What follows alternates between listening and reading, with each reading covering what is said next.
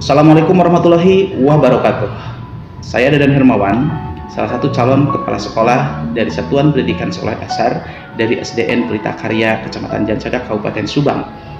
Untuk menjadi kepala sekolah, seseorang harus melewati satu proses yang namanya diklat calon kepala sekolah atau dikenal dengan istilah on the job training.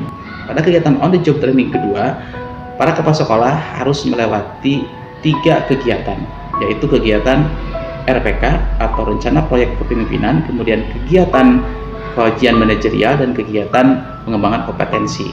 Pada kegiatan OST2 yang saya lakukan berdasarkan hasil analisis rapat mutu sekolah, kemudian berdasarkan hasil diskusi dengan kepala sekolah dan rekan-rekan guru, maka saya menarik sebuah kesimpulan bahwa di sekolah magang 1 dibutuhkan pengembangan kompetensi di bidang pembuatan dan pemanfaatan media TIK dalam pembelajaran.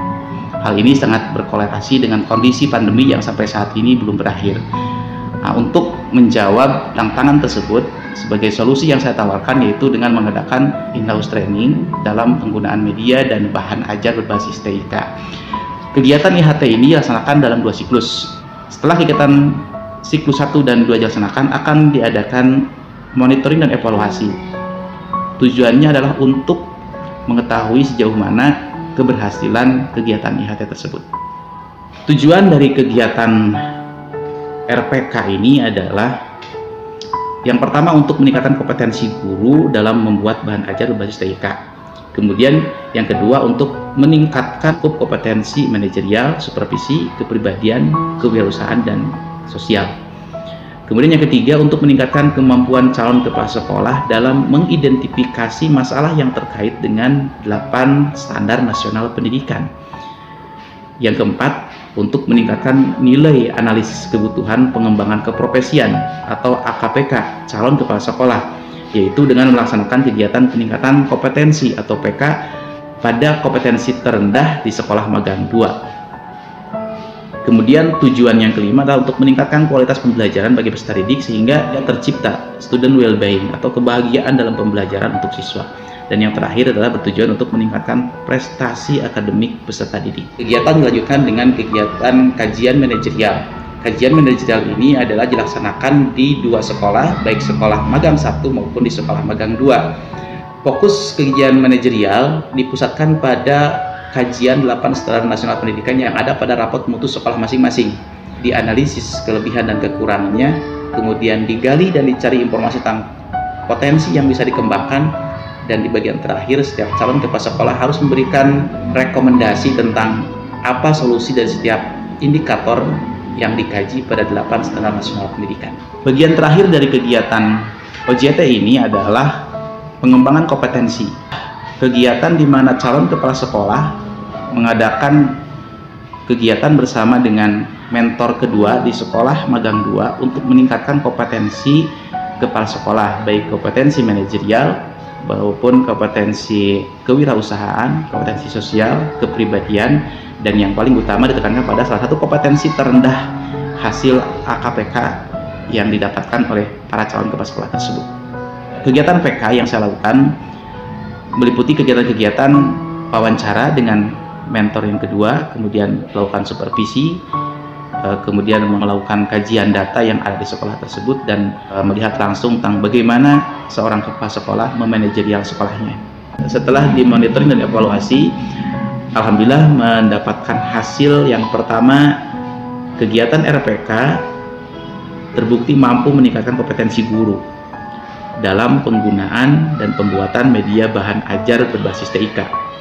Yang kedua, kegiatan kajian manajerial mampu meningkatkan kompetensi calon kepala sekolah, baik kompetensi manajerial, supervisi, kepribadian, sosial, maupun kewirausahaan.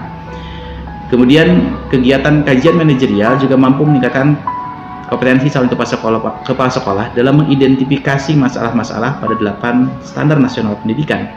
Yang keempat, hasil yang didapatkan dari proses on the job training pada kegiatan pengembangan kompetensi terbukti mampu meningkatkan nilai AKPK calon kepala sekolah.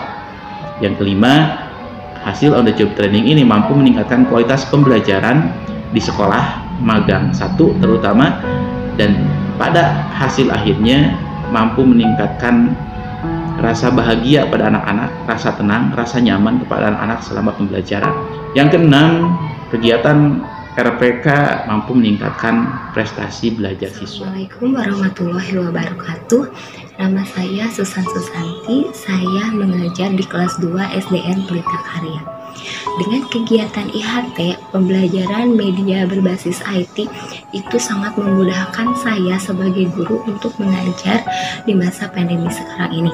Sekarang menjadi lebih variatif lagi, bisa menggunakan Canva, bisa menggunakan kartun, Gepetto, dan lain sebagainya. Jadi anak-anak lebih tertarik lagi untuk belajar di masa pandemi. Askia Rahma dari SDN Pelita Karya.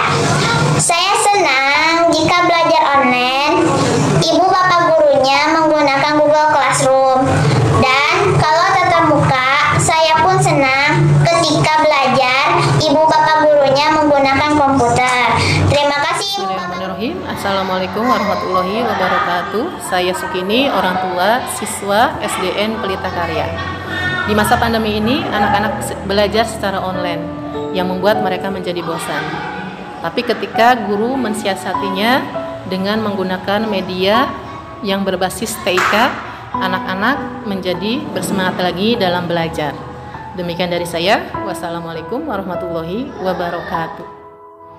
Demikian proses kegiatan on the job training yang dilakukan oleh saya di Sekolah Magang 1 SDN Pelita Karya maupun di Sekolah Magang 2 SDN Titim 45 dengan mentor pertama Bapak Ara Sukara SPD MMPD dan mentor kedua Ibu Tesi Rismayati SR MPD.